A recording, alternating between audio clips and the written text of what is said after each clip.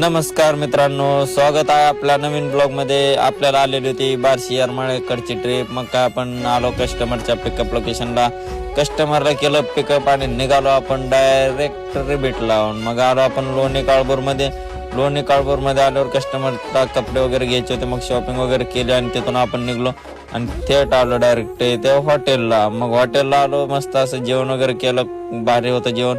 आलो पाटसचा टोल नाका गेला पास आणि महिन्याला पण भूक लागली, मग काय तिचं पण पोट भरलं आणि फायनल येऊन पोहोचलो आपण कोरडवाडीमध्ये आलो। मग विठ्ठल अमृतले चहा वगैरे घेतला आणि फायनल आलो आपण लग्न घरी आलो। रात्री आराम वगैरे केला आणि सकाळी वरात दिसली जाताना नवरदेवाची। मग मित्रा, तू पण कधी करतोय लग्न, तुझे पण अशी वरात काढू।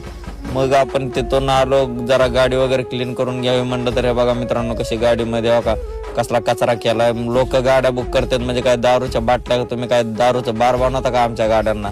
ज्या कामासाठी गाड्या घेतात त्या कामासाठी वापरायला पाहिजे ना। तर मित्रांनो, तुम्हाला कोणाकोणाला चुकीचं वाटतंय कमेंट करून सांगा। आणि आपल्या स्वप्नील भाऊच्या बहिणीचंच लग्न होतं, मग काय मस्त असं स्वप्नील भाऊच्या बहिणीचं लग्न म्हणल्यावर दिला गुलाबजामुनवर दणका।